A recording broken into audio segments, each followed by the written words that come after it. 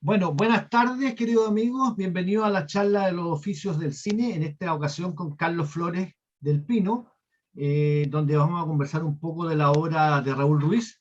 Pero antes me gustaría presentar a nuestro invitado. Terminada su educación secundaria, estudia entre 1962 y el 1968 medicina veterinaria en la Universidad Austral de Chile, en la ciudad de Valdivia. ¿Terminaste veterinaria, Carlos? Sí. Terminé y trabajé como veterinario un año. Bueno, ahí vamos a hablar de eso. A su término, da un giro drástico en su vocación e ingresa a la carrera de cine y teatro de la Universidad Católica de Santiago, la EAC. Realiza luego sus primeros documentales Natihuayín, Mapu y Descomedidos y Chascones. Este último es un trepidante testimonio sobre la vida de los jóvenes en los años de la Unidad Popular. Déjame admitir a otra persona que está entrando en la Unidad Popular. Su estreno estaba previsto exactamente para el día 11 de septiembre de 1973. Lo que tras el golpe de Estado, lo que naturalmente no pudo hacerse. A diferencia de otros cineastas, no abandona el país tras el golpe de Estado y sobrevive en los primeros años filmando cortos publicitarios. En 1976 realiza Pepe Donoso, testimonio sobre el regidor chileno José Donoso, premiado por los críticos de arte de la época. Entre 1978 y 1981 trabaja en publicidad para la firma Walter Thompson, pero en 1982 se independiza y forma su propia productora. Poco antes de emprender el rodaje de su película más importante, El Charles Bronson chileno, un largo documental construido en torno a una preocupación que ronda a su realizador. La manía chilena de la copia, el tic sociocultural de querer ser parecido a. Desarrolla su tema filmando a un modesto personaje que vive obsesionado por su semejanza física con el actor hollywoodense, hecho que lo lleva a ser presentado en un popular programa de televisión. En los años siguientes, Flores combina su labor como publicista, dirigiendo durante años en televisión el programa En torno al video. En 1988 participa en el equipo que realiza la llamada Franja Política del No, que apoya a la oposición en el plebiscito convocado ese año por Pinochet. En 1993 y años siguientes realiza en video diversos documentales, entre ellos Gonzalo Rojas, Humberto Díaz Casanueva, Poetas del Sur y Donoso por Donoso. En 1994 funda la llamada Escuela de Cine de Chile, que dirige y en la que ejerce además la docencia. En sus años de funcionamiento, la escuela dio origen a varios largometrajes realizados por sus alumnos y difundidos en los circuitos de exhibición comercial establecidos. Posteriormente ingresa a la Universidad de Chile, donde se desarrolla actualmente como docente. Bueno, buenas tardes, Carlos. Un placer y muchas gracias por haber aceptado la invitación. No, gracias a ti por la invitación y por la historia que contaste de mí, que en realidad éramos contado la historia de Raúl Ruiz, pero es muy larga la historia de Raúl. Claro, vamos a partir con eso ahora. Entonces, sería interesante tal vez para empezar la conversación, Carlos, le mandé a la gente que está participando en este momento en la charla, le mandé una serie de películas que yo dividí en el periodo chileno, que Ruiz hace creo que 6 o 7 películas en Chile antes de partir al exilio, después viene un periodo muy fructífero en el exilio en Francia esencialmente, y después tiene una vuelta a Chile. Entonces podríamos partir con el periodo chileno y con una de sus películas, yo creo, más importantes. Yo la vi mucho después cuando la arreglaron, siempre se me olvida esa palabra, Restaurante. la restauraron, y me di cuenta que nunca había visto la película porque no escuchaba el audio. Entonces cuando la logré ver con el audio, me sorprendí mucho porque era una película que como que se escapaba un poco a lo que se estaba haciendo en ese momento por sus coetáneos, ¿no es cierto? Entonces podríamos partir con esa película que además creo, y lo hemos conversado, Carlos, que contiene un poco de las preocupaciones que Raúl tiene y desarrolla en su posterior filmografía. Claro. Hablemos un poco de esa película. Estamos hablando de Tres Tristes Tigres, decís tú, ¿no? Tigre, exactamente. Claro, pero antes me gustaría hablar un poco de Ruiz porque creo que es interesante también conocer al personaje, a lo mejor ya lo conocen, pero integrarlo a su filmografía, porque yo siempre he pensado que Ruiz y su cine son una misma cosa. O sea, y por eso me gusta hablar más bien del fenómeno Ruiz. O sea, porque Ruiz es realmente una experiencia que yo hago un curso sobre Ruiz que se llama Acoso Multilateral, porque a Raúl Ruiz, porque Raúl Ruiz es una serie de cosas y aparece en muchas facetas, de una manera tan compleja como su cine. En las entrevistas, por ejemplo. Uno cuando se encuentra con entrevistas, yo eso se los recomiendo, cuando se encuentre con entrevistas de Ruiz hay que leerla, porque siempre Ruiz encuentra el borde, ¿ah? El borde a través del cual se deja caer y produce el asombro, porque él es fundamentalmente un personaje que se desvía, que se sale de norma en la conversación, en la entrevista, en su cine, en sus clases, en todo. Entonces, por eso digo yo que es un fenómeno, porque toda su obra, donde están incluidos sus conversaciones y sus chistes también, que son re buenos, pero también son muy abiertos, abren para muchos lados.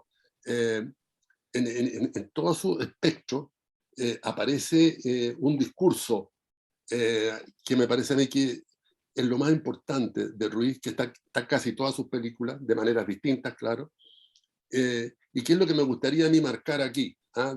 ¿Cuál es esa tendencia? ¿Ah?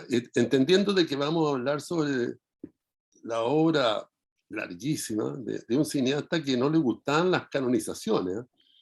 Él consideraba los homenajes, como decía, como prefunerales.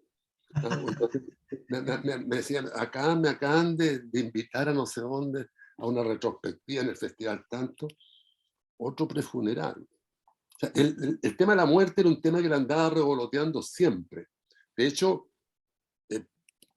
no sé si post-mortem se publicó una novela de Ruiz, creo que fue post-mortem, por ahí la tengo, que se llama El fantasma de la escalera, donde le pidieron que escribiera una novela donde él fuera el personaje, que él inventara un personaje central. Y él inventó un personaje central que era un fantasma, y era el fantasma de él. ¿Ah? Era un fantasma, es un fantasma de él que es llamado por una serie de espiritistas, y él tiene un nexo con la medium, con la cual salen y tienen relaciones, en fin. Pero de nuevo la muerte. Entonces, pero veía la muerte con cierta, ni con temor, ni con nostalgia, ni con nada, sino que, y también otras frases, y insisto en eso, las frases de Ruiz son importantes también, porque son muy productivas. Decía, la muerte es un material de trabajo. La muerte es un material de trabajo. Entonces claro, con Ruiz no hay que hacer elogios desmedidos, porque se han hecho mucho, sino que reflexionar nomás en torno a sus películas, en este caso, como tú propones, Los Tigres, y pensándolo desde todos los lados, ¿no? El cine de Ruiz se puede entender desde las matemáticas. Yo en una entrevista escuché que hablaba del teorema de Gödel, y me quedé prendido con esa cuestión. Y un día en clase estaba hablando, el curso que yo hago es para alumnos de diferentes facultades, y dije que había escuchado a Ruiz hablar del teorema de Gödel, pero como yo no sé matemáticas, no lo entendía. Y un alumno de licenciatura en matemáticas se paró, se fue a la pizarra y nos explicó el teorema de Gödel, y que es una cuestión súper interesante, que incluso ahora podemos, porque Ruiz agarraba de todos lados. No es que él fuera un súper matemático, sino que del teorema de Gödel, que él seguramente escuchó en alguna parte, tomó algo. ¿Y qué es lo que tomó? Fíjense, voy a hacer una cosa media desordenada, pero No, pero dale, está interesante. tomó el teorema de Gödel, lo que sostiene matemáticamente es que las cosas pueden ser de una manera y de otra al mismo tiempo. Entonces, y Ruiz ya antes de eso, él decía, las cosas pueden ser así y así, en lenguaje chileno, las cosas pueden ser así y así. Y Gödel descubre que matemáticamente, porque uno puede inventar esas cuestiones hablando y pensando, pero la otra es demostración matemática. Era un tipo que estaba al nivel de Einstein, Gödel. Eran amigos. No sé. Bueno, descubre que, dice, si hay un tiempo, tiene que haber otro tiempo. Y pueden haber muchos tiempos. Y en esos tiempos pueden ocurrir muchas cosas. O sea, perfectamente nosotros podemos vivir en infinitos concéntricos. O sea, un infinito con ese centro, otro infinito más chiquitito, con el mismo centro, y otro más chiquitito, y así. Bueno, eso lo saca de la matemática. Pero no es que él use la matemática para hacer las películas, sino que se le ocurren cosas a partir de eso. Y bueno, y de hecho en Días de Campo, película chilena también, Después del trabaja exilio, eso sí, ¿no? Día de campo.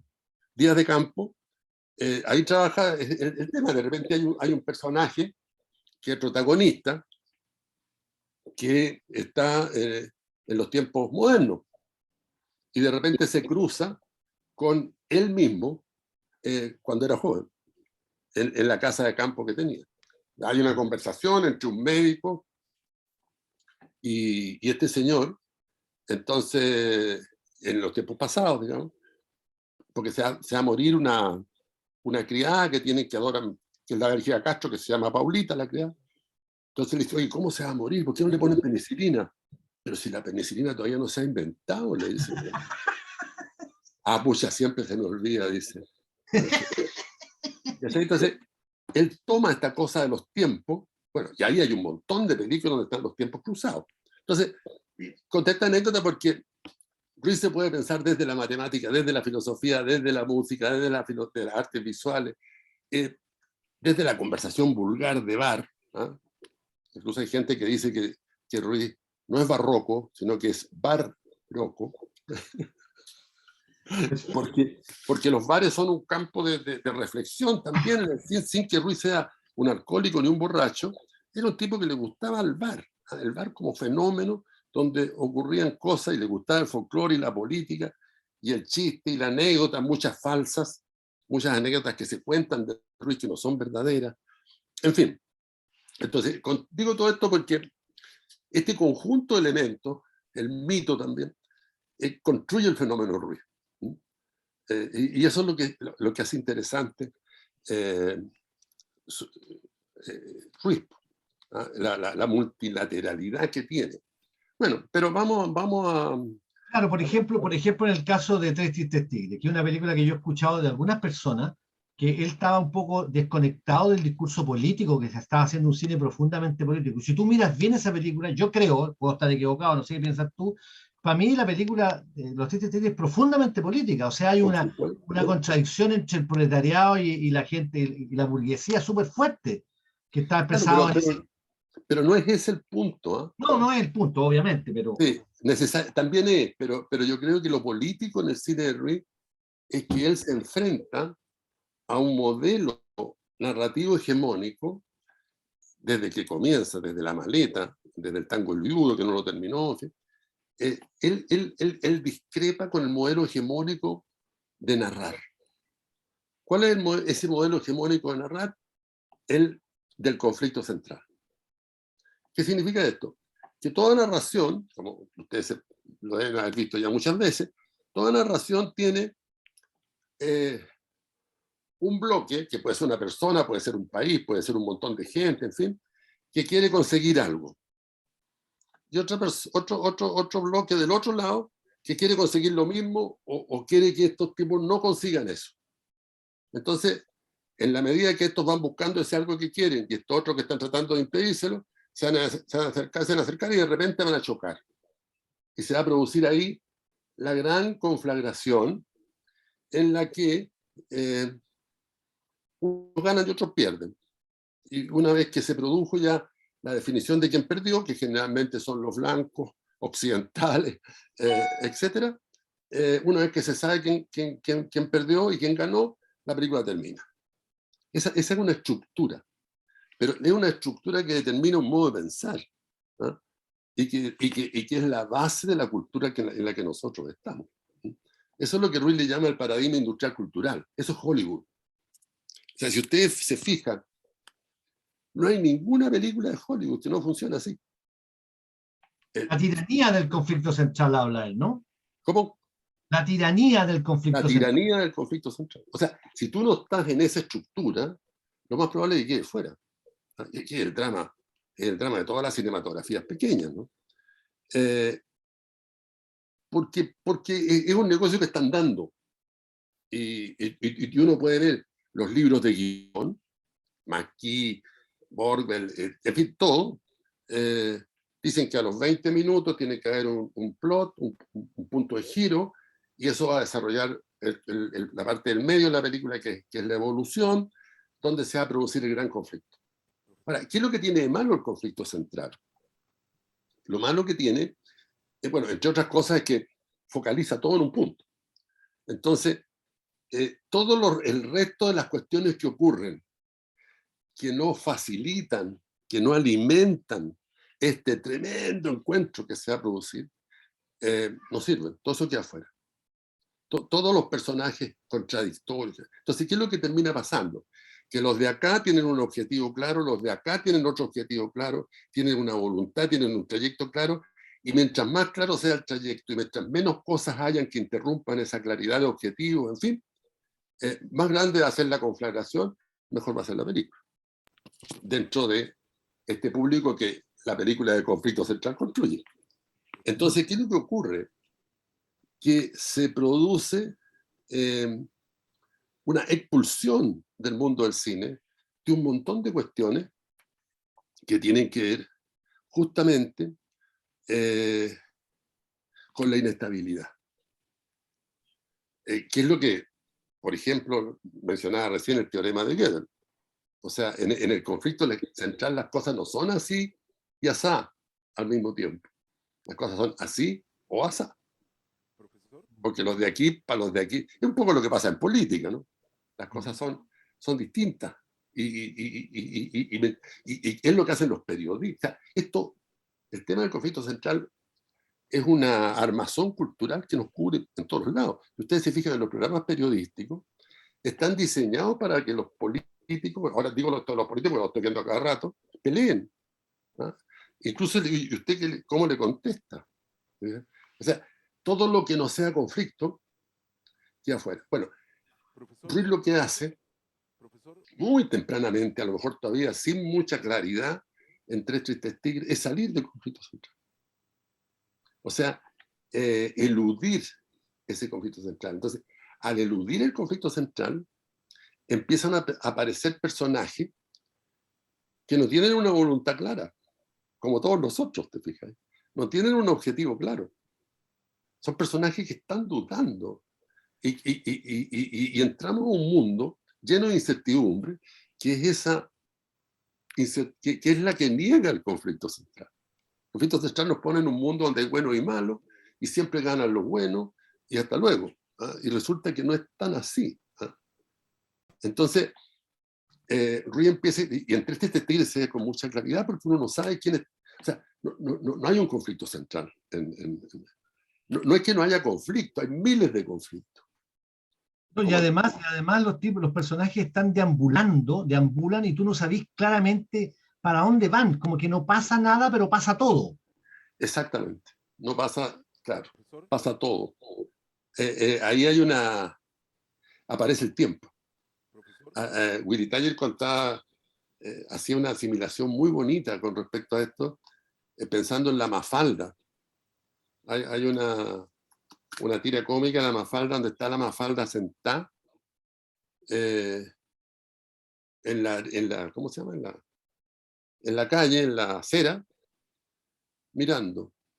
Y pasa su amiga Susanita y le dice: ¿qué estoy haciendo, Mafalda? Aquí estoy, pues, dice la Mafalda, viendo cómo pasa el tiempo.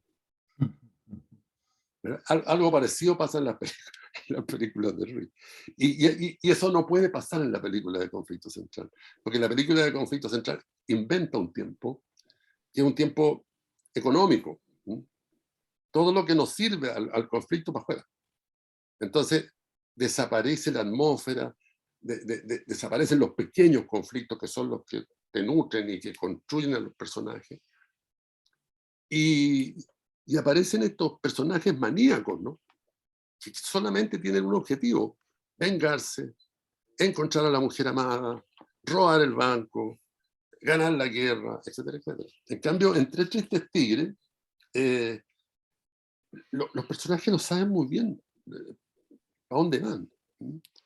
No tienen un objetivo claro, tienen varios objetivos, están disponibles, y como tú decías recién, deambulan. Deambulan. Eso es la sensación más fuerte que tiene Detective Tigre. Claro. Entonces, se crea una atmósfera.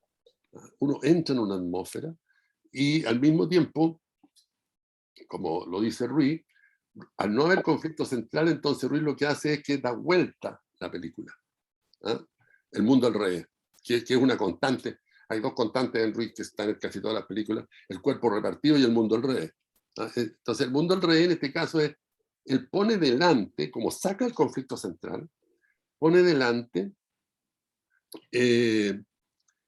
todo lo que es bambalina, todo lo que es, todo lo que no es importante, y deja detrás lo importante. Entonces, es una película donde uno ve detalles y escucha detalles, cómo se prepara un plato de comida, cómo, en fin, detalles como cuando el Tito le pega un cachuchazo a su hermana y todo queda muy bien después.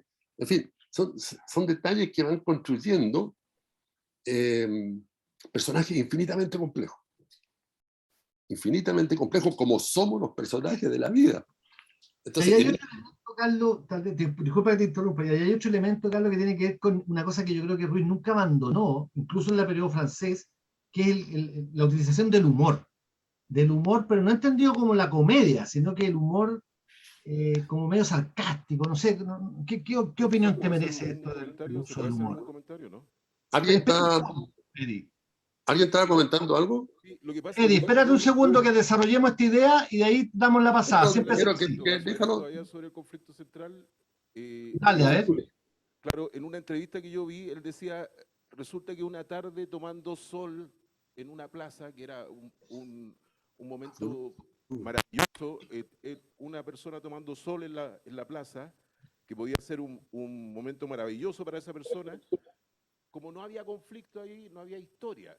Entonces, de alguna forma también empieza a pasar que la, lo que tiene importancia parece ser eso que yo no tengo y que necesito tener y que algo me impide que tenerlo.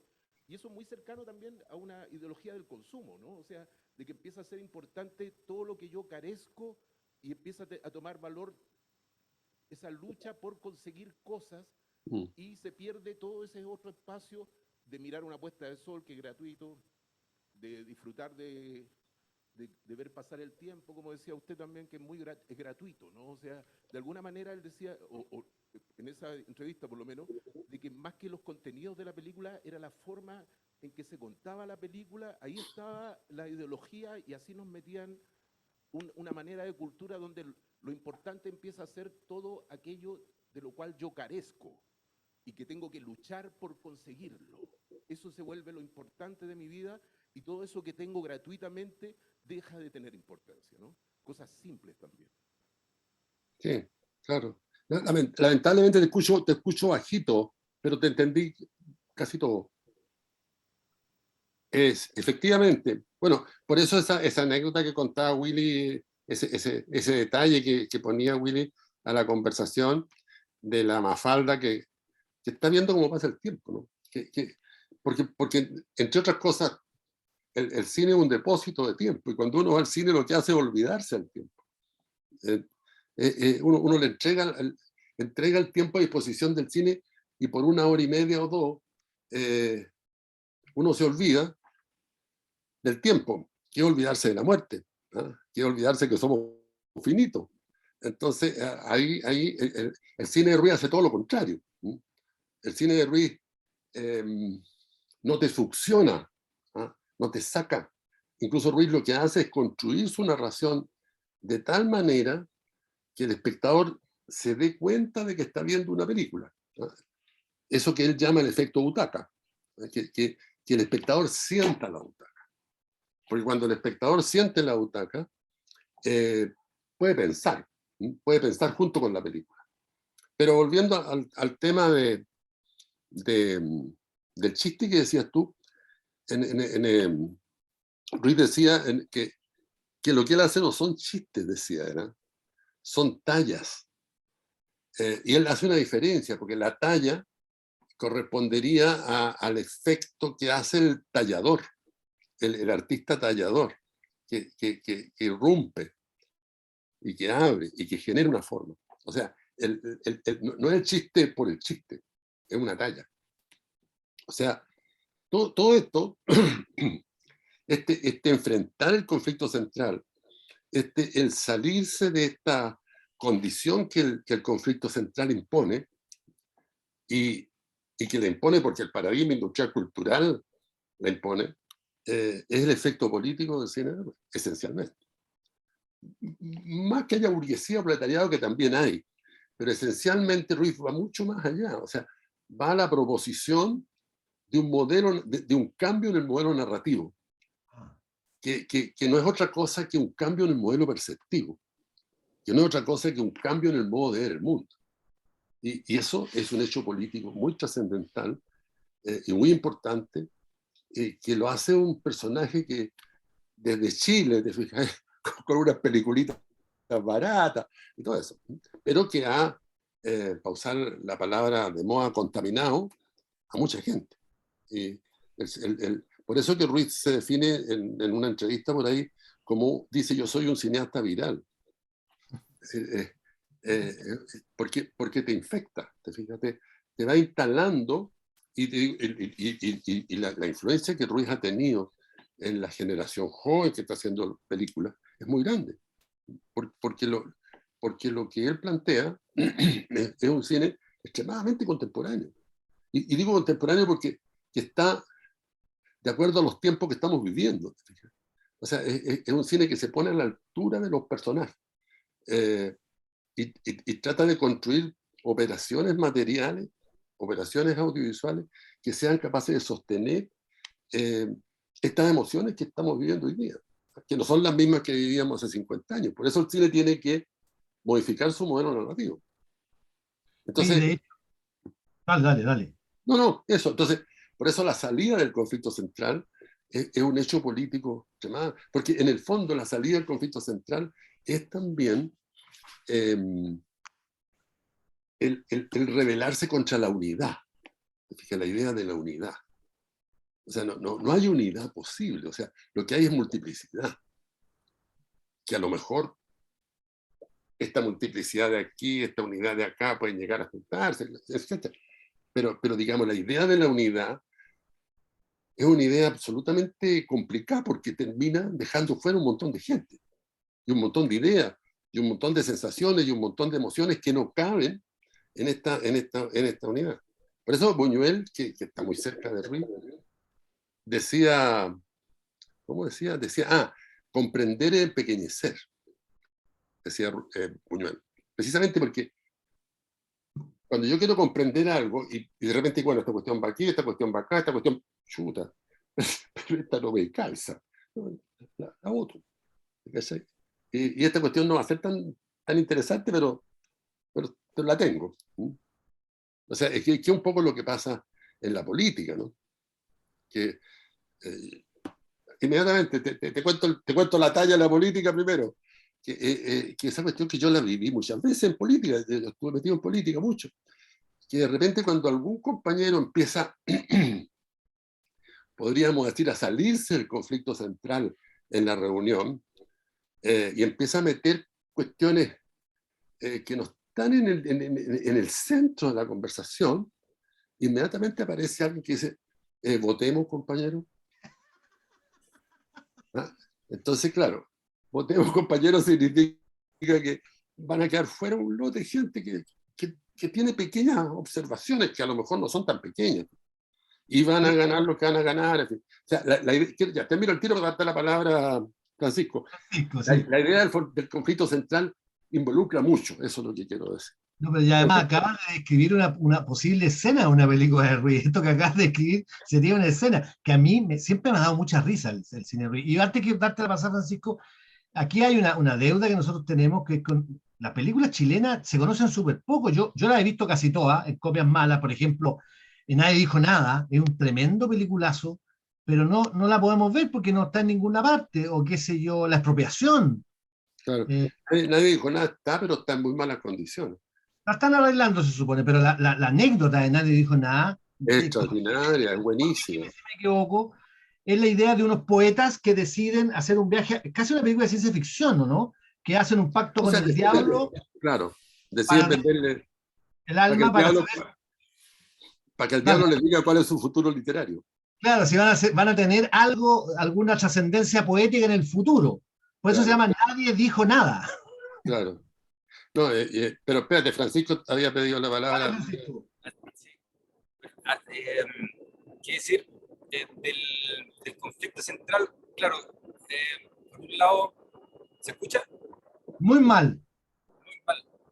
Eh, ya, entonces,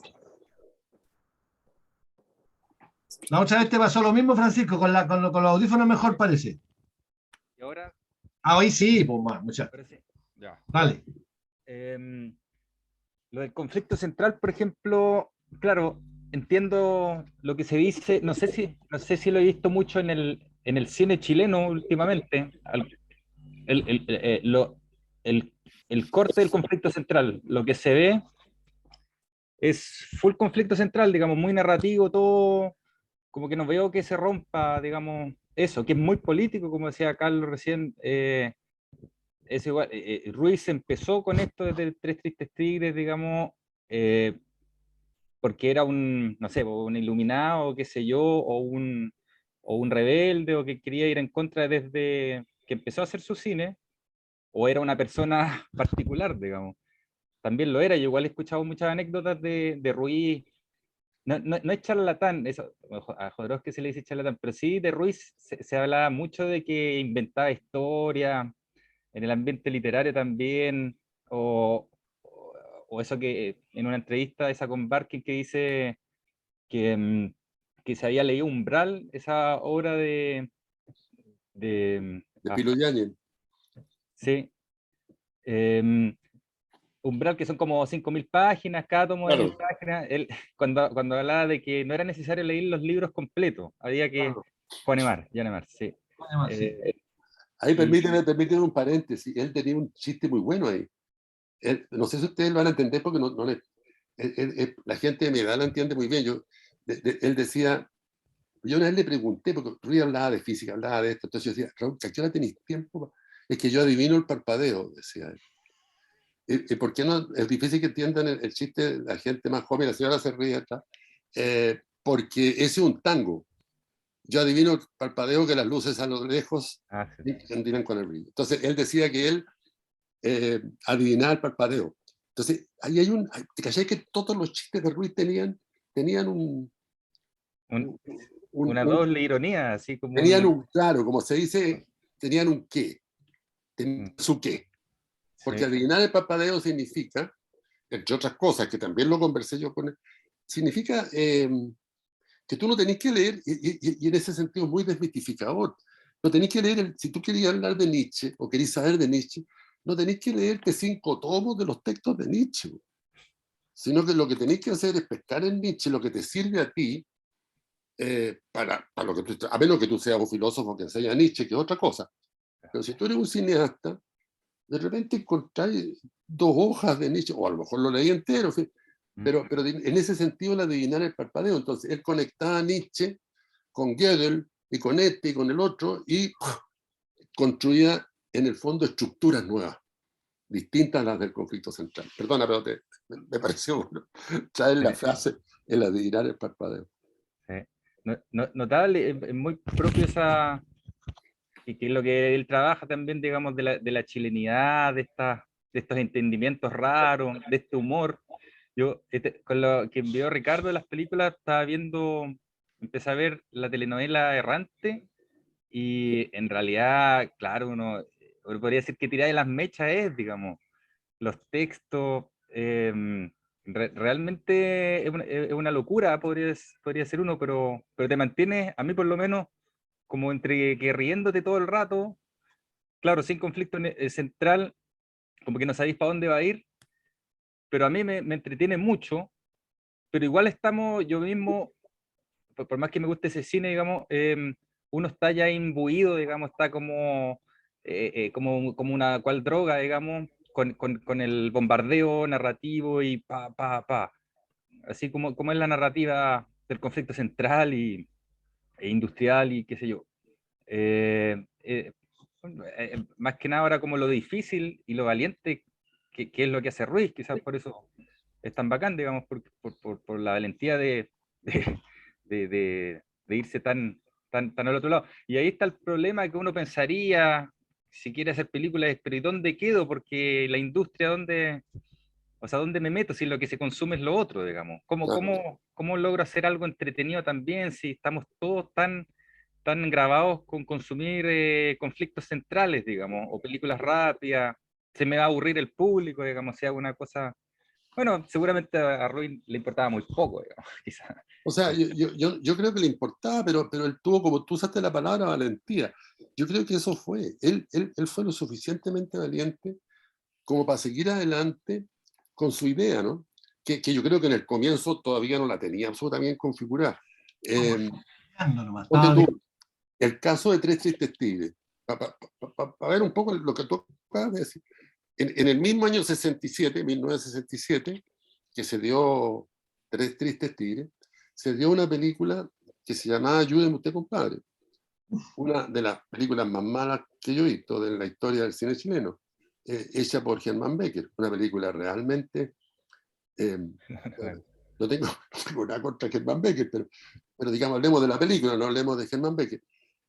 Muy ridícula, con todos los tics de una chilenidad, de banderitas y con los perlas con su acordeón, unos tipos que vienen llegando en un avión de Estados Unidos, unas monedas. folclorista, una película folclorista. Claro, pero hay folclore bueno también. Bueno, no le demos más golpe a esa pobre película.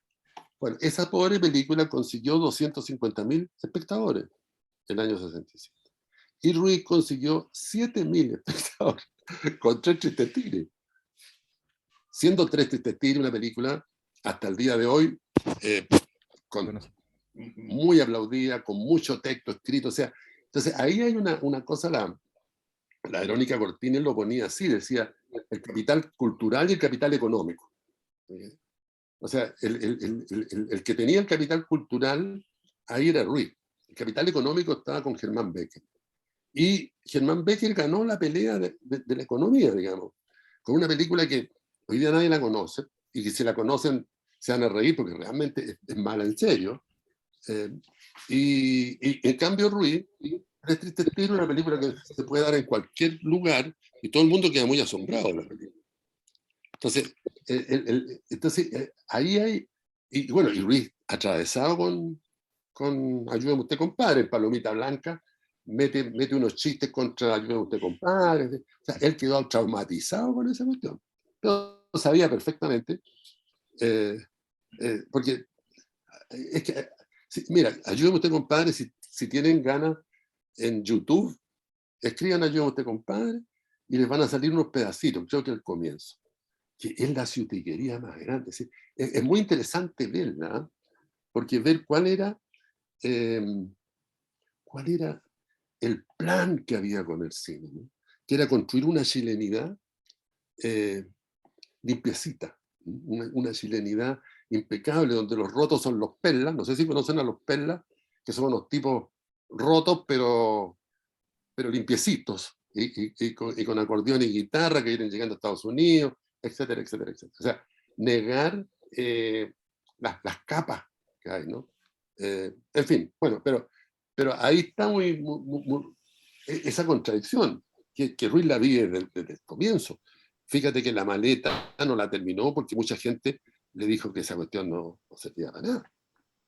Pero él fue avanzando, avanzando, avanzando. Entonces, y claro, al final terminó siendo el cine más importante que se ha hecho en Chile desde los 60 hasta acá. Perdón, profesor.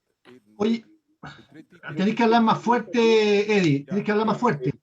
Ya, profesor, en Tres Tristes Tigres también hay una escena que a mí me parece maravillosa, que es cuando él está poniendo las botellas, alineando las botellas, y está construyendo una suerte de telescopio para ver, y decía, con esta botella vamos a ver la calle no sé cuánto, porque la luz que se va a través de las botellas se iba desviando. En el fondo, también hay en él una inquietud, una suerte de metalenguaje, ¿no? y parece que un poco también todo esto de la talla y toda esta manera de mirar las cosas también tiene algo que ver con la manera en que los chilenos hablamos, ¿no? Esa cosa media como ambigua del hablar chileno, ¿no? Ahí también hay una reflexión que él hace sobre cómo expresar a través del cine la manera del hablar nacional, ¿no? De una suerte de identidad Sí, en el lenguaje.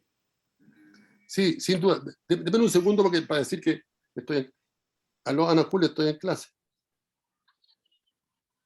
Ya. Sí, sí, chao. Claro, el tema del habla es un tema... Mira, pero antes de meterme en el habla, quisiera citar algo que escribe Ruiz en la poética, porque él refiriéndose al propio libro, a los dos tomos de la poética, que es lo mismo que hace con el cine. Dice que ha escogido un género cercano al que en España se llama miscelánea, que son discursos teóricos, dice, en los que el autor se complace en todo tipo de piruetas, en operar cambios de rumbos inesperados y osar interpelaciones extravagantes, practicando en suma el arte de aquello que los franceses suelen llamar pasar del gallo al burro. Bueno, lo que podríamos llamar en Chile el chincolajote. Esa es una de las opciones que escoge Ruiz.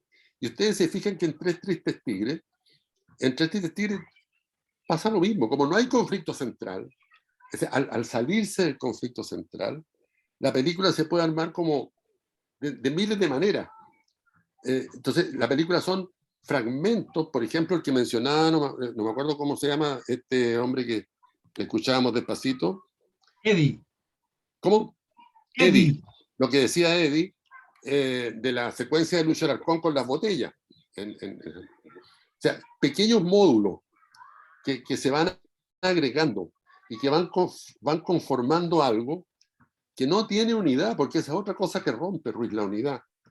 Pero estos módulos son agregados, ¿va? Y uno puede seguir agregando esos módulos infinitamente. Uno puede continuar Tres Tristes Tigres cuando termine y se va Nelson Villagra caminando por la calle Bandera. Perfectamente podría ocurrir que pasa un auto y le dice: Nelson, ¿qué? Oye, puta, súbete, te llevo. Y él se sube y empieza otra historia. O sea, al no haber conflicto central, no hay un organismo. El organismo es algo que está completo. Nosotros somos organismos, yo soy un organismo. Si yo me traigo un clavo, el clavo lo voy a tener que botar porque no me sirve. Yo estoy completo, como cualquier ser vivo, digamos. Pero el agregatum no. El agregatum es un conjunto de unidades que se pueden ir articulando porque no es un organismo. Entonces, y que se pueden ir agregando eternamente. Por eso a Ruiz le complicaban los finales. No le gustaban los finales, porque el montar el final es cerrar el discurso. Es entrar a la prédica. ¿Eh? Entonces, y por eso, de hecho, la mayoría de las películas de Ruiz, bueno, yo no las he visto todas porque son difíciles de encontrar y son muchas, pero las que he visto son finales como el de los tigres, ¿no? Que son un tipo que sigue caminando y como que se produce una especie de, no de corte de cierre, sino que como una especie de gasificación, como los cuadros de Turner, de Turner, como estos horizontes que hay una mezcla entre horizonte, sol, niebla, camino. Entonces, esa ambigüedad, esa incertidumbre, esa inestabilidad es la que consigue a partir de la ruptura del conflicto central y la creación de estos módulos, ¿no? De estos módulos que se van pegando y le permiten a él también meter todo, agarra todo y lo va instalando.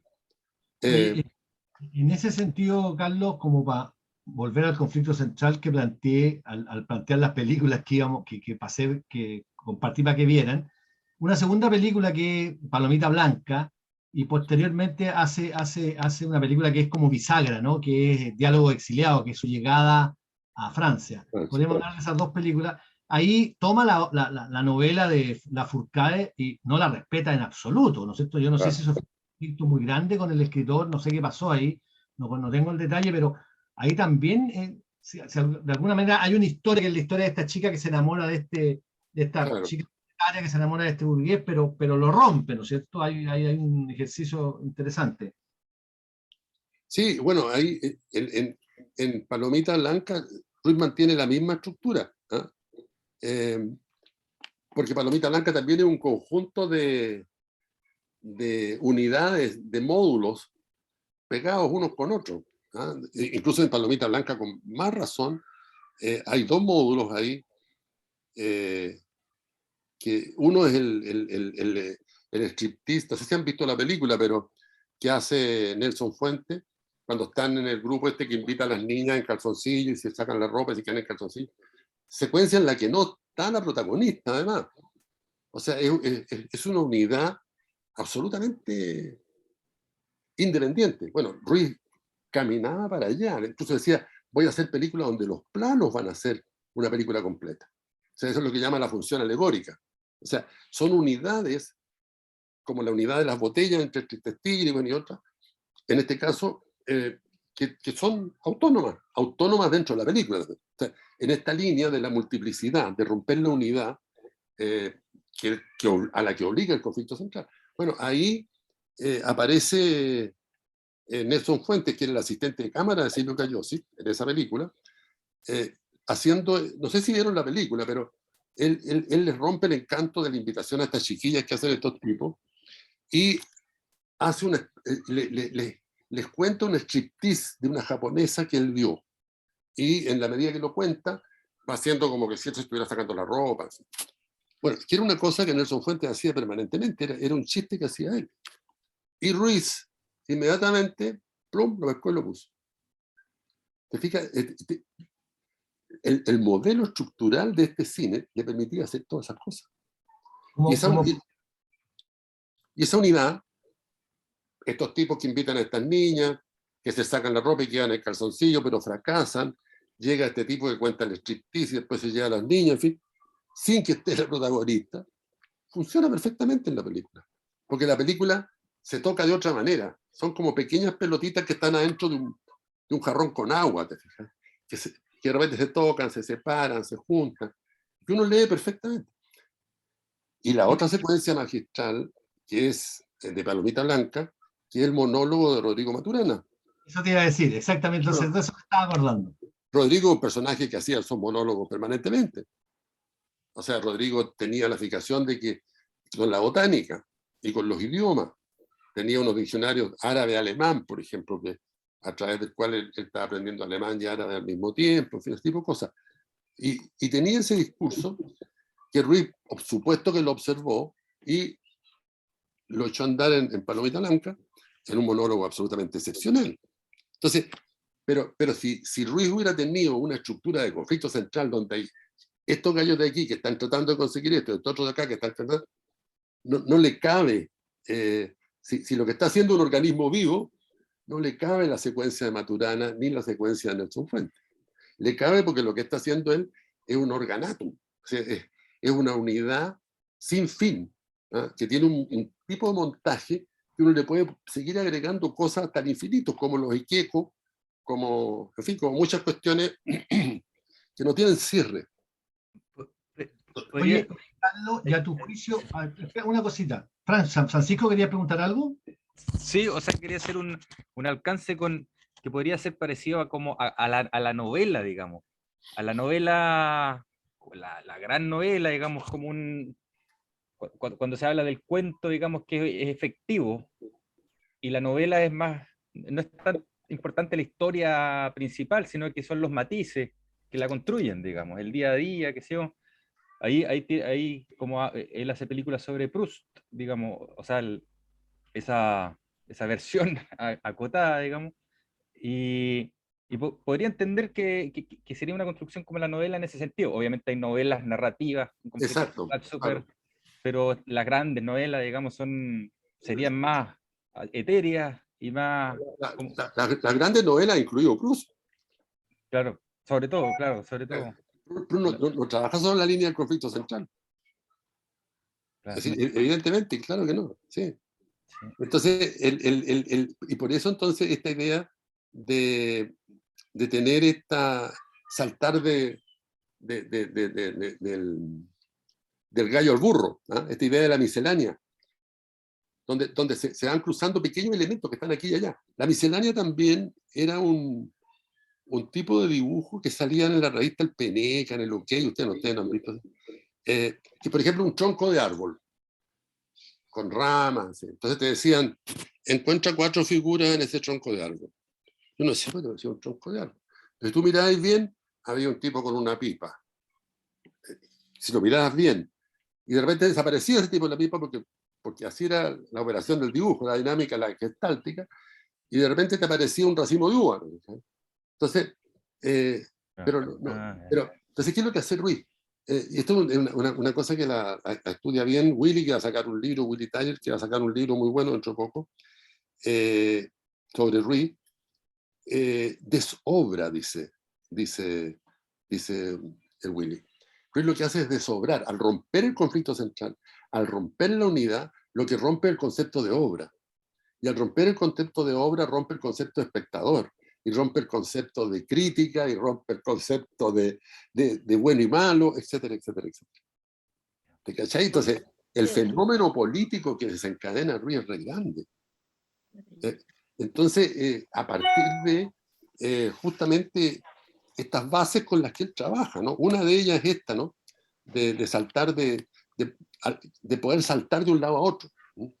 Y la otra que es la vocación viajera, ¿no? Que dice que, como todo, dice, tiene vocación viajera en el sentido de que la narración puede entrar a camino que conducen a ninguna parte, tranquilamente, y después devolverse y seguir por otro camino, cosa que pasa mucho en las películas de Ruiz. Y una tercera cuestión que la plantea como convicción, que es que todo parte desde la imagen. Contrariamente a lo que se piensa, es la imagen la que desencadena la narración. Entonces, esos tres elementos son los que van echando a andar este fenómeno Ruiz, porque que ya está, yo diría, en Tres Tristes Tigres, absolutamente. Porque esa secuencia, bueno, quedémonos en Palomita Blanca.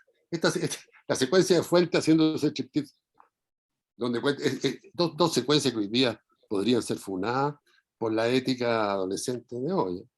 Porque el Nelson habla de un striptease de una japonesa que tiene 19 años, y estos tipos están tratando de entrar en relación con unas chiquititas del colegio, son unos tipos viejos. En fin, son unas cosas que en los 60 aparentemente no estaban cuestionadas, aunque no estaban bien, pero tampoco se están promoviendo en la película. Y el discurso de Maturana, que son unidades que uno las puede sacar y la película puede funcionar y se pueden seguir poniendo. Porque, por otro lado, Nelson Fuentes aparece, hace esto y no aparece nunca más. Maturana da su clase y no aparece nunca más el profesor de música. Nunca más.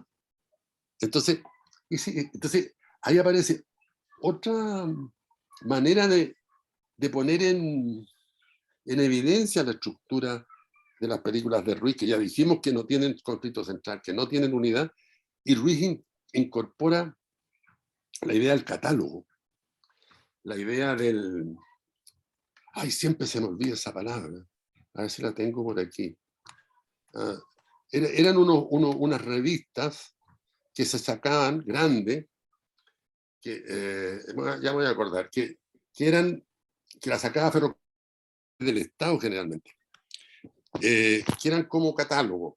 Entonces, pero y se regalaban. Entonces, unas revistas grandes, gruesas, donde aparecía, por ejemplo, la portada, un gran tren. Luego uno abría y aparecía un poema de Pablo Neruda. Otra hoja, una foto del volcán Osorno, con un comentario abajo. No sé. Otra y un cuento de Francisco Coloane. Después una receta de cómo se hacen los porotos con rienda. Y así, un par de juegos para niños. Entonces, eran unas especies de catálogo. Almanaques, se llamaban almanaques. ¿De acuerdo? No sé si ustedes lo alcanzaron a conocer, los almanaques. Pero el almanaque es esa versión, ¿no? Entonces, Ruiz no es idea mía que las películas se parezcan, sino que Ruiz lo decía. Él tomaba la estructura del almanaque. O sea, habiendo roto el conflicto central, podía meter de Chincón a Jote, del gallo al burro, podía meter a Fuentes con Maturana sin ningún problema, al armar esta estructura. Y también la conectaba con el silabario niño chileno, que por ejemplo aparece un ala, ¿ah? Y sale la A, L, A, y después aparece ojo, ¿ah? Después aparece una pipa. Entonces, no hay una continuidad determinada por conflictos, sino que hay una serie de operaciones que están dando, y de repente en la sexta página dice mi mamá te ama, después de que salió mamá, la pipa papá tiene una pipa. Entonces alguien decía, hablaba recién del metalenguaje. Hay un momento en que Ruiz empieza, como en el diccionario, como en el silabario, a dar pistas, y de repente uno lee la frase completa. Esta es una pipa. ¿Fija? Y antes había dicho pipa, ala, en fin, habían aparecido todas las vocales, y las vocales se empiezan a combinar con las consonantes, y de repente aparece una frase completa. Entonces, esas estructuras en las que buscaba Ruiz, que no tenían la necesidad de esta unidad, tenían la necesidad de la multiplicidad, de la cantidad de líneas, y esa multiplicidad empujaba al espectador a la butaca también, lo hacía pensar, ¿no? Oye, Carlos, disculpa que te interrumpa. Y a tu juicio, ¿qué ocurre cuando Ruiz llega a Europa, a Francia, y sigue haciendo cine, pero como que se sofistifica, se hace más sofisticado el relato, sigue manteniendo esta idea? Yo de hecho publiqué 2 películas que son increíbles, que son Las 3 coronas del marinero y La ciudad de los piratas, que para mi gusto son una de las más vistas, más importantes, pero sigue estando esto chileno, sigue apareciendo chileno, pero está más sofisticado, empieza a trabajar con otro tipo de fotógrafo, hay una preocupación distinta. A tu juicio, ¿qué pasa con este cine que estaba planteando yo creo que la culminación ahí, bueno, nos falta un elemento más, que alguien lo mencionó recién. En realidad, 2 elementos más que yo creo que son importantes de tocar. Los vamos a tocar brevemente para poder meternos en el tema de las películas francesas. El habla chilena. Para Ruiz es un punto súper importante, porque lo que hace Ruiz con esta estructura de película, de estos personajes que desaparecen, con este sistema de articulación que podemos llamar el agregatum, con estos finales que no son finales. De hecho, en Palomita Blanca, la versión original dice continuará. Sí. Yo la última versión me di cuenta que no está continuará, pero en la versión original dice continuará. O sea, la idea de que tú le puedes ir pegando cosas, o sea, el montaje de la vida en el fondo, ¿no? Porque uno es un montaje también, pero no sabe qué plano viene después. Nosotros podemos terminar esta conversación y puede venir un terremoto y eso, eso no estaba planeado, pero te quiero decir que se van pegando cosas, se va armando el agregatum. Pero entonces le va dejando espacio al espectador, siempre. Y ese espacio, que sería como el espacio fuera de campo, podríamos decir, el espacio off, es el mismo espacio que nosotros dejamos naturalmente cuando hablamos. Y por eso a Ruiz le interesa tanto el habla, porque el habla nuestra es una habla curiosamente desestructurada. Por ejemplo, esa cuestión que uno se encuentra con un amigo y le dice, oye, ¿y? Sí, pero acuérdate, no te preocupes. Sí, no, o sea, y uno entiende perfectamente esa conversación, pero no se dijo nada. Bueno, tal vez por ahí nadie dijo nada. Es decir, uno corta la frase. Oye, ¿vaya a ir a...? Sí, voy, pero no sé. O sea, uno está acostumbrado a esa cuestión, pero es un habla muy,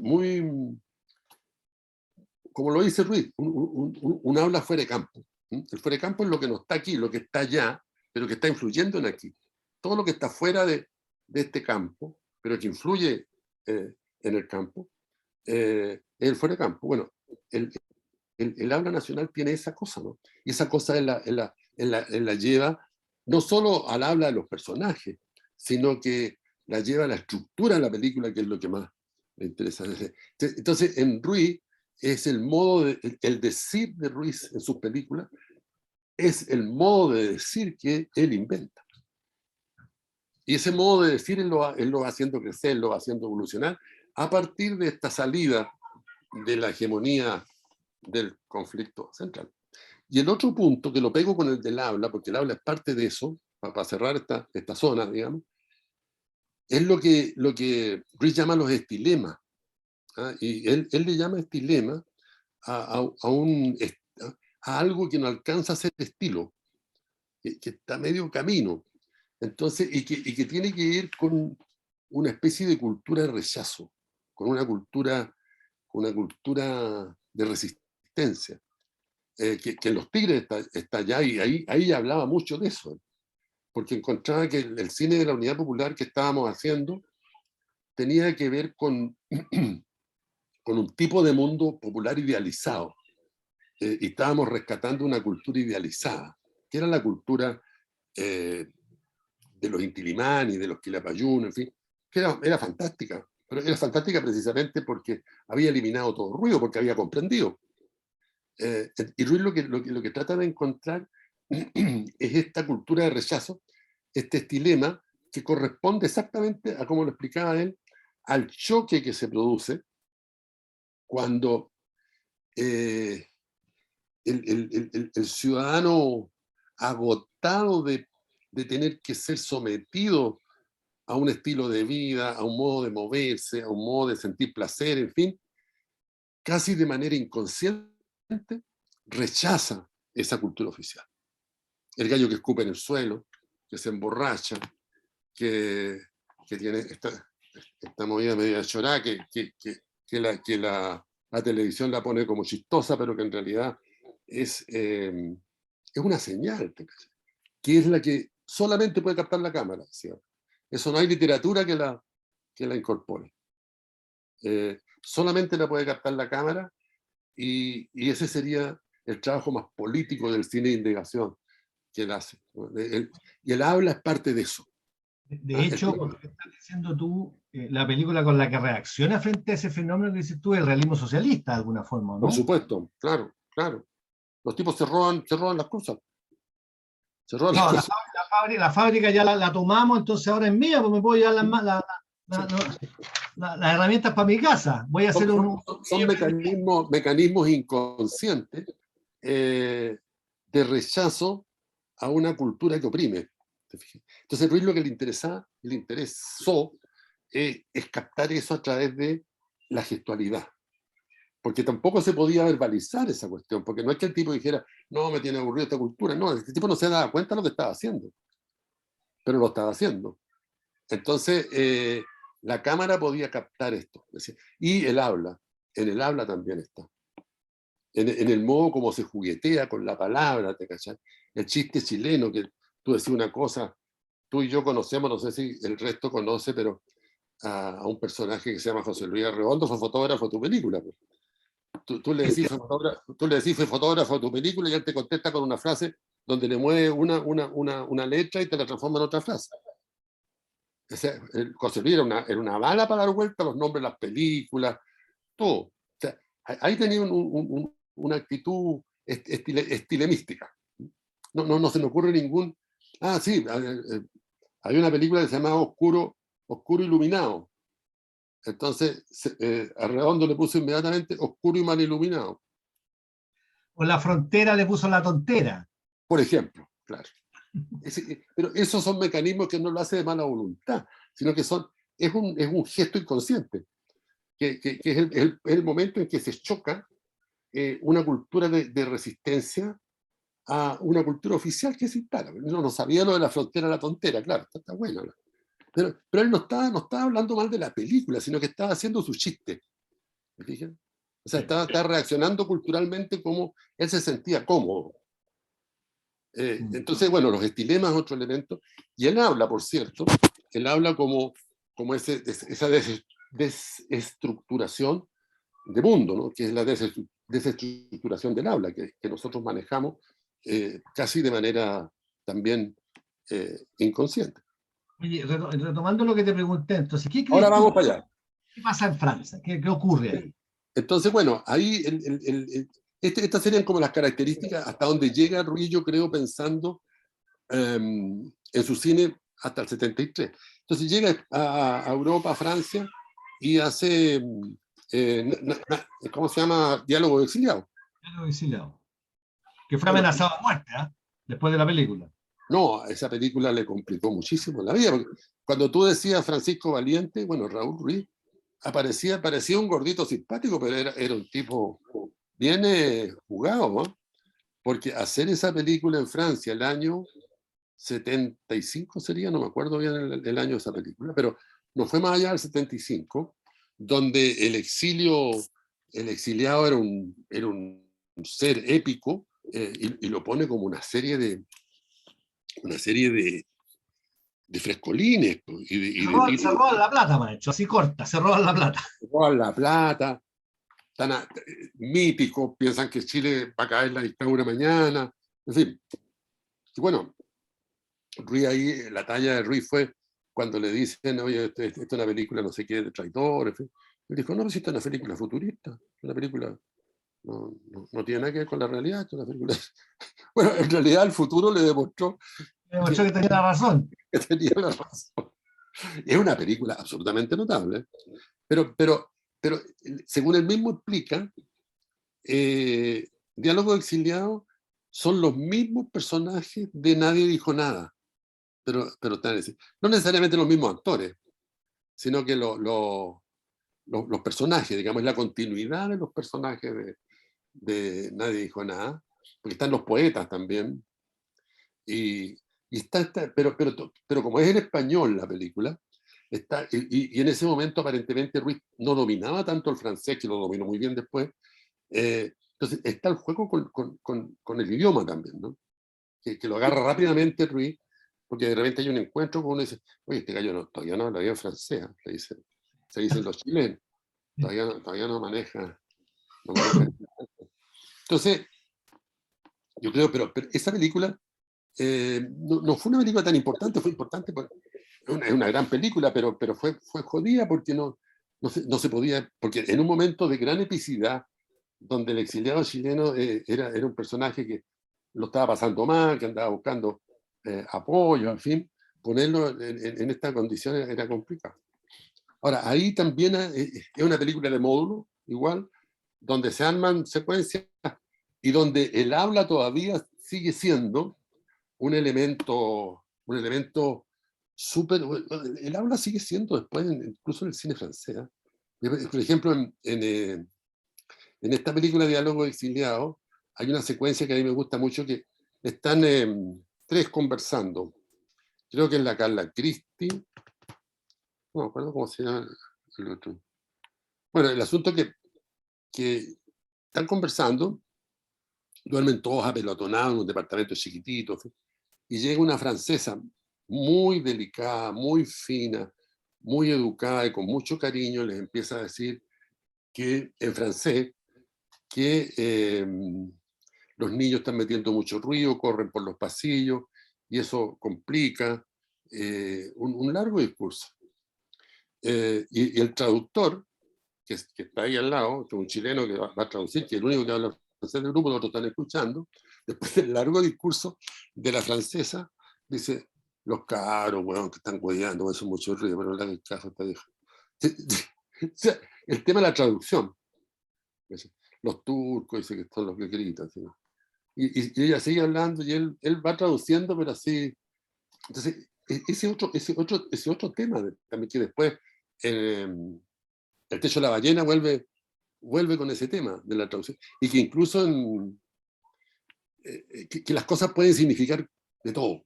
En el techo de la ballena hay unos indios, unos indígenas, que un antropólogo los está estudiando, son chilenos, son patagones, creo. Entonces tienen una palabra, no me acuerdo la palabra, pero ponte que la palabra sea Yahoo. Bueno, no, Yahoo es una palabra de internet. Ya, ponte tú que sea la palabra. Entonces, ¿qué significa ya? Le dice. Significa perro sucio, amigo mío, hombre se cayó al agua. O sea, la palabra significa como 500.000 cuestiones. Entonces, pero ahí hay también otro juego lingüístico que es muy interesante. Es decir, que es la duplicidad de sentido de todas las cosas. Hay mucho texto alrededor de ese tema. Entonces, el tema de la traducción, que está en muy, de una secuencia muy cómica ahí en Diálogo de Exiliados. ¿Y qué otra cosa se me fue? Lo otro que hay una conversación, bueno, está lleno de cosas, estoy citando dos solamente, para ligarlo a otras cuestiones, que es una conversación que tiene un tipo, Larraín se llama, seguramente se llama Larraín en la vida real, en la película aparece como Larraín también, que habla con Samuel Carvajal, que es un camarógrafo chileno muy bueno, que estaba en Francia en ese momento, que está actuando ahí en la película. Entonces le dice si le puede ayudar a redactar una carta que le está mandando él a Solzhenitsyn, porque tiene a su hermano preso en Chile y piensa que Solzhenitsyn, que está en una situación muy parecida en la Unión Soviética, lo puede ayudar. Entonces le lee la carta. Y otra cosa que a Ruiz le encanta, está en varias películas, el lenguaje que uno arma cuando escribe carta. Bueno, hoy día ya no se escribe en carta, pero la carta escrita a mano. Entonces se la lea a Samuel, pero entonces hay un momento, que esto es lo que quiero subrayar, en que Larraín le dice: usted sabe, mi hermano pintor, pues, le dice. En esta habla que él rescata muy bien, porque elige actores que hablan como chilenos. ¿Ah? Hay gente que habla más como chileno que otra, como ese chileno de la chilenidad que inventa Ruiz. Y le dice, bueno, y está detenido, le dice, y por eso le estoy escribiendo a Solzhenitsyn. Mire, le digo, estimado señor Solzhenitsyn, en fin, le lee la carta. Entonces le dice, porque resulta que mi hermano está medio condenado a muerte. Sí, lo encuentro, está medio condenado a muerte. Entonces, ese tipo de cuestiones que parecen detalles, pero que son fantásticos. Y el Litoral, en otra película chilena que hace a la vuelta, hay una carta que de un suicida, que dice que en el barco se subió al barco y en el barco no había nadie, pero el barco navegaba. Entonces él pensaba que eran fantasmas, pero después se dio cuenta que eran gente común y corriente, que los veía a rato. Entonces, al final de todo, se dio cuenta que en realidad no eran ni fantasmas ni vivos, sino que era gente que estaba a medio morir saltando. Entonces, ese es otro concepto que es un concepto del mundo popular. Yo creo que el concepto a medio morir saltando es absolutamente espectacular. Y que Ruiz lo retoma al tiro, ¿te fijas? O sea, estar medio condenado a muerte, a medio morir saltando, son todas estas cuestiones que desde el mundo popular, o sea, desde esta cultura de rechazo, se instala, porque el que inventó la medio morir saltando no fue precisamente un filósofo, probablemente un pescador, que dijo, oye, puta, está ya a medio morir saltando, porque los pescados están a medio morir saltando. Pero que dan cuenta de lo mismo que plantea Gödel, ¿no? Que las cosas pueden ser así ya. Así, no, y además, disculpa, y él nunca mandó. Va a terminar la idea, plantea la inestabilidad del mundo, o sea, la precariedad en la que estamos instalados siempre. O sea, en el fondo, a mí me encanta eso, porque todos estamos siempre a medio morir saltando. Y él nunca abandona esto. En todo su periodo francés nunca lo abandona. Nunca lo abandona. Por ejemplo, hablemos un poco de la película esta, Las tres coronas del marinero, que a mí me encanta. Ahí pasa esto que tú dices, que va de una historia y empieza otra historia, y el gallo viaja de otro lugar y empieza otra historia, y son miles de historias, y el tuerto, y el tipo que lo matan, y el tipo que está muerto arriba del barco, pero que es el otro. Tipos que mueren y no mueren también, ¿no? Claro, porque tiene a la madre que la rienda para consolarte. Claro. Bueno, Las tres coronas del marinero es la película que lo lanzó a Ruiz en Europa. No, por eso la puse. la calle de un cinema se volvieron locos. Y él trabajó, creo que en esa trabaja con Sacha Bierny. Sí, un fotógrafo antiguísimo que ya no lo usaban, estaba pasado de moda. No, ese era Lecán. Bierny estaba súper de moda. Ah, ya, entonces me equivoqué, era Lecán. Sí, Henri Lecán, que hizo... ¿Cuál fue la que hizo? Hizo varias películas con Henri Lecán.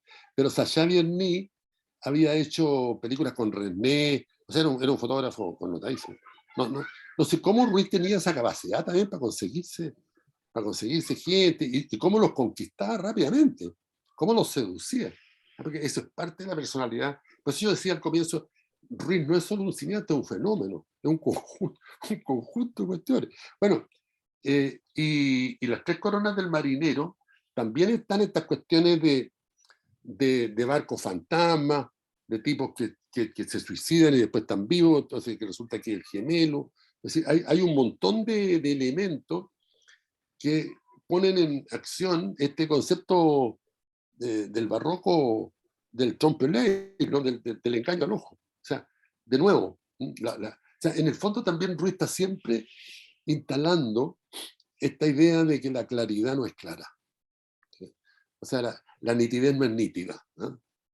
Es decir, toda claridad, y tal vez por eso Ruiz, alguien decía, ¿por qué Ruiz se le ocurrió irse contra el conflicto central? Él decía que él tenía esto como una especie de manía. Si a él le decían, oye, qué bonito está esta puerta, él inmediatamente pensaba que estaba fea, que lo estaban tratando de engañar. O sea, tenía una cuestión antisistémica permanente. Entonces, yo creo que eso lo hacía ir incorporando cada vez más elementos constructivos que fueran rompiendo la unidad, que fueran haciendo eso que dice Willy Thayer que hace Ruiz, ¿no? Que es desobrar, de construir el concepto de obra. Porque Thayer incluso lo dice, va más lejos, dice, uno no puede decir si las películas de Ruiz son buenas o malas, porque son unos fenómenos que no... O sea, el crítico se desestabiliza también. O sea, no solo desestabiliza al espectador, desestabiliza también al crítico, al distribuidor, en fin. Entonces, oye, disculpa que te interrumpa, ¿y tú crees no, que dale. el público francés, yo tengo una anécdota con Ruiz, cuando estaba estudiando en Francia lo conocí, me junté con él, y antes de juntarme con él me dio una cita como para 2 meses después, entonces yo hice las tareas y fui a ver la última película que estaban dando en ese momento en París, que se llamaba L'Œil qui ment, El ojo que miente. Y cuando la vi, no paré de reírme desde que partió la película hasta que terminó, y los franceses me hacían callar, me decían, oh, por favor, s'il vous plaît, esto es una cosa seria, como la cosa intelectual. Claro. Y yo le conté a Ruiz. Entonces Ruiz me dijo, nunca me han entendido, creen que yo estoy hablando en serio. Y yo estoy jugando, me decía. Yo lo encontré notable, esa declaración que tuvimos ahí en esa conversa cuando nos juntamos. Sí, porque ahora, cuando tú dices estoy jugando, efectivamente, porque Ruiz no hace una sola película. O sea, la obra de Ruiz no es una película y otra película, es el conjunto. Y la sensación que me da a mí, que es la misma que me da con muchos otros cineastas, como Tarkovsky, como Lynch, que me gustan mucho, es que los tipos lo que hacen es ir, como quien dice, probando estrategias. ¿Ah? Y después, miren, y después en la otra película la vuelven a probar y después no les resulta si la cambian por esta otra. Así, son una especie de investigadores o magos también podríamos en otro momento llamar, que van probando ciertos líquidos, ciertos menjunjes. Y el concepto de menjunje también yo creo que es un concepto que se le pega bien al cine de Ruiz, ¿no? Porque son capas y capas y capas de elementos que se están cruzando y que finalmente construyen una unidad muy dispar y muy desarmable también. Marcia te quiere hacer una pregunta.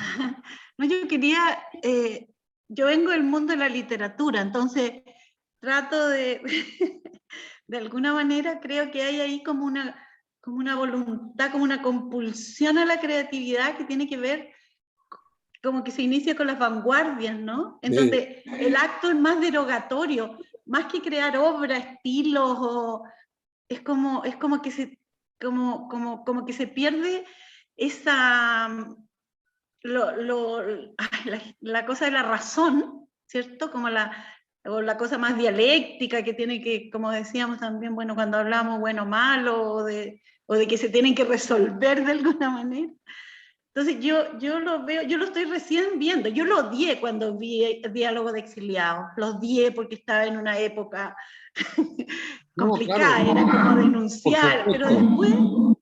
después uno, ¿cierto?, va comprendiendo. A mí me ha costado mucho, por eso además es como, y ahí se me arma mucho más cuando veo que es como una compulsión a crear, como una cosa que no le interesa crear como un estilo, una forma, ¿cierto? Claro. Y creo que hay TIC que tienen que ver.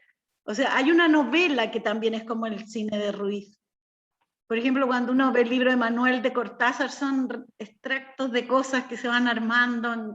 En Rayuela también se pueden sacar muchas cosas. Sí, claro. Claro, entonces a mí me parece fantástico. O sea, este encuentro con él y escucharlo a usted, que ya lo había escuchado en el Clubcito, un programa que hicieron unos bolivianos, parece.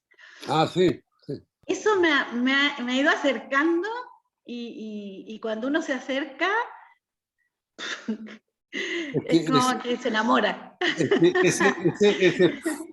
El Willy decía que Ruiz es como un pozo negro, porque uno se va encontrando cada vez con cosas y cosas y cosas y cosas, y podía hacer seminario y podía esto y lo otro, y van saliendo cosas. Entonces es una máquina de producción de líneas de sentidos múltiples.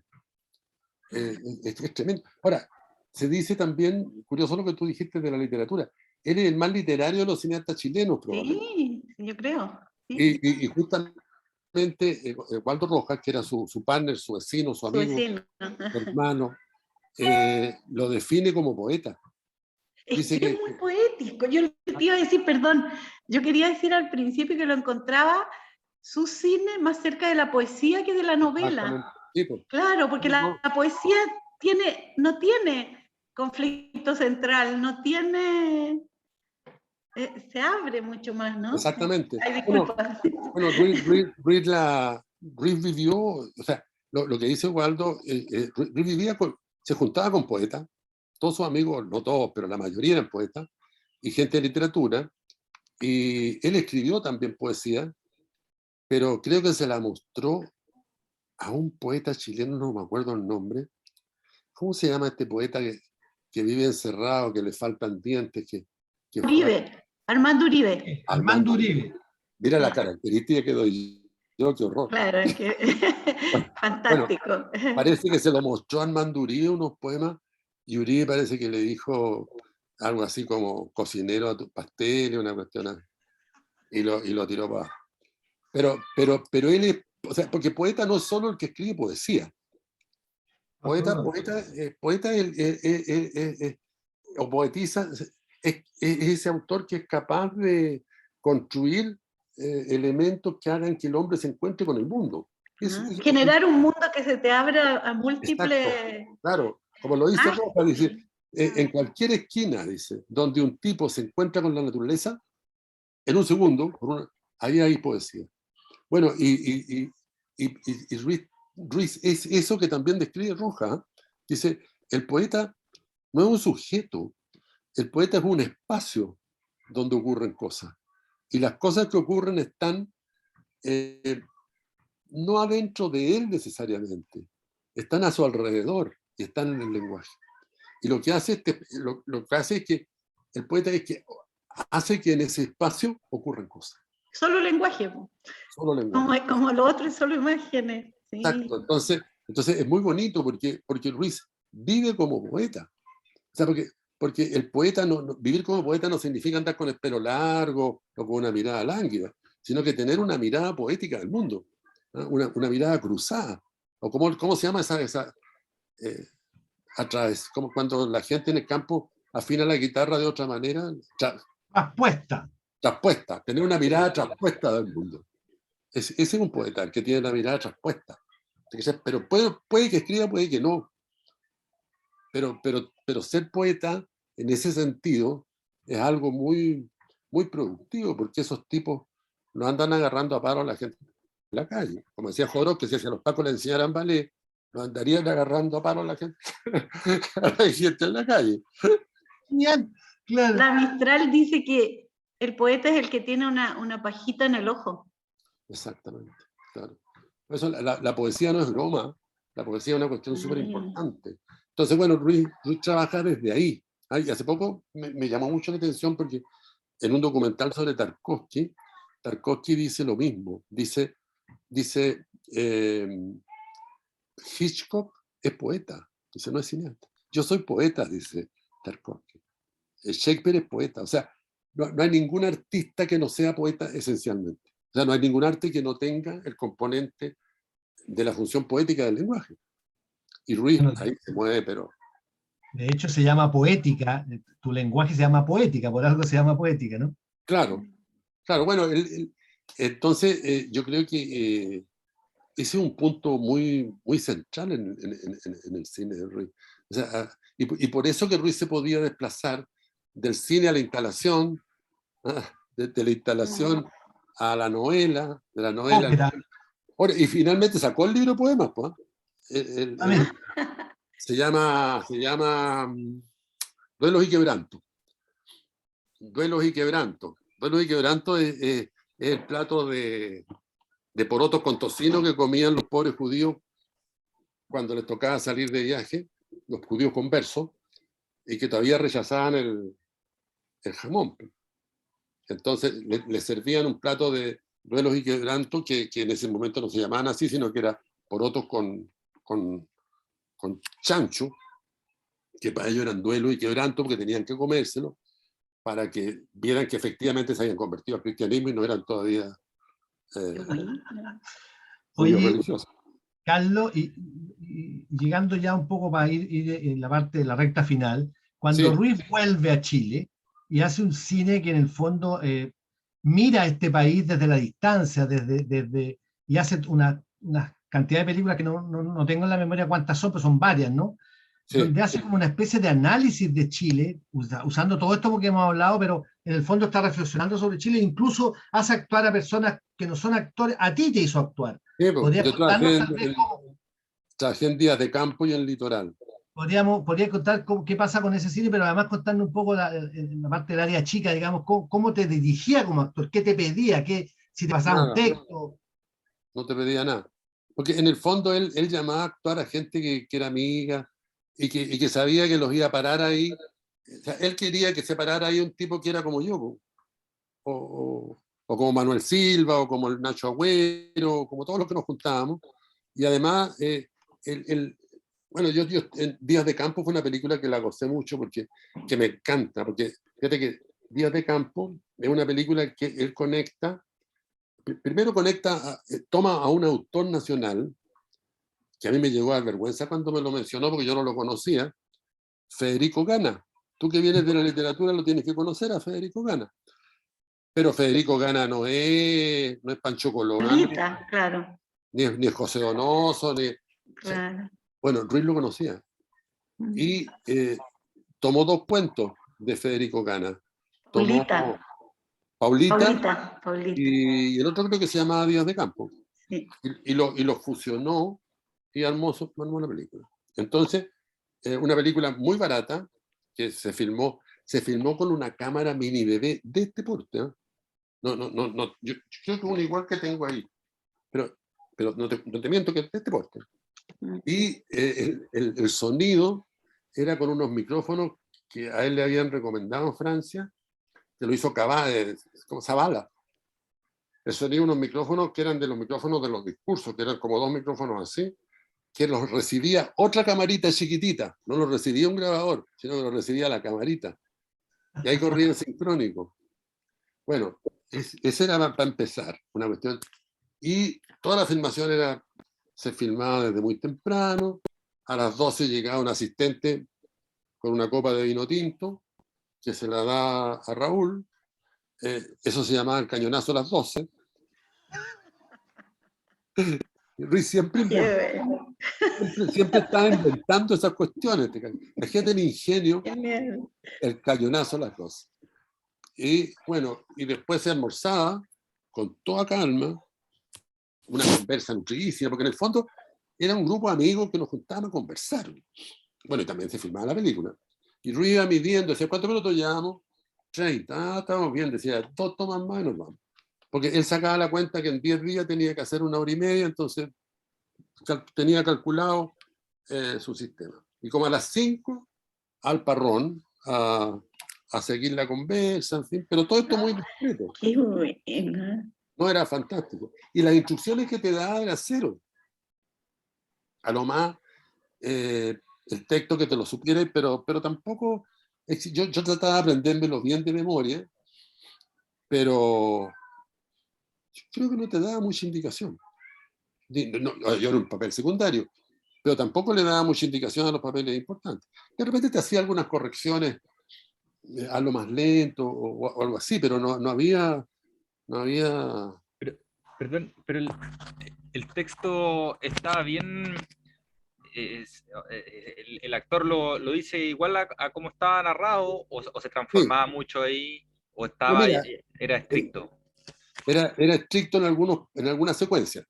Por ejemplo, ya había una secuencia que tenía que entrar a la cocina y le decía a las nanas que estaban trabajando, hola, ¿cómo están? Bien, me decía, ¿cómo está usted? Bien, ¿cómo está la no sé cuánto? Bien, qué bueno. Bueno, me alegro mucho, pues hasta luego. Eso me lo dejaba a mí. Pero después me tocaba en la mesa con el Amparo Noguera, el Pancho Reyes y Marcial Edward, que era el protagonista, y ahí tenía que aprenderme de memoria porque si no me sabía de memoria no le podía dar los pies a los otros actores. Claro. Entonces tenía que saberlo bien de memoria. Lo sabíamos todo bien de memoria. Pero eran textos cortitos. Y habían otros textos más largos que los otros. Y bueno, ahí trabajaba Pato Buster también. Tampoco le daba ninguna indicación. Porque como todo, es que en el cine no hay actuación. Ese es un mito. Son cuerpos. Son los cuerpos los que actúan solos. Entonces, si tú querís tener a un tipo, no sé, de tal característica, bueno, te encontrás ese cuerpo. Ahora, naturalmente que el tipo tiene que tener cierta desenvoltura. En fin, los que trabajamos en cine, todos somos medios actores también. ¿Te fijas? No sé por qué. Yo me he dado cuenta que cualquier persona de cine que lo ponía a actuar se las arregla más o menos bien. Bueno, yo había estudiado teatro, pero eso no me sirvió de nada. Pero en el cine el actor es una imagen. Fíjate que tú me podís filmar a mí y después me ponís hablando en chino, me podís doblar a chino sin ningún problema y voy a estar hablando en chino. O sea, el actor hipoteca, porque el actor no actúa frente al público, actúa frente a la cámara. Entonces, el intérprete en el cine es el director. A diferencia del teatro, donde el intérprete es el actor. El director se puede ir para la casa y deja a los actores, como lo hacen, deja a los actores actuando en sus funciones sin ningún problema. Ellos saben lo que tienen que hacer. Pero el actor de cine tiene que actuar con una cámara que lo va a registrar y que después de mucho tiempo va a aparecer y bien ni siquiera se va a ver. Después lo van a cortar, lo van a pegar con esto, con lo otro. Entonces, el intérprete en realidad es el director desde el momento en que selecciona al actor, la ropa del actor, el cuerpo del actor. Y hay actores que tienen fotogenia. Bueno, yo acabo de ver una película que no es muy buena, que se llama No, ¿cómo se llama la de Clint Eastwood? Se llama la del gallo, se llama Cry Macho, no Dry, Cry Macho. Bueno, y sale Clint Eastwood, que tiene como 90 años, que hace re poco. Pero tú parás a Clint Eastwood y es una película al tiro, ¿te cachai? Aunque no haga nada. Sí.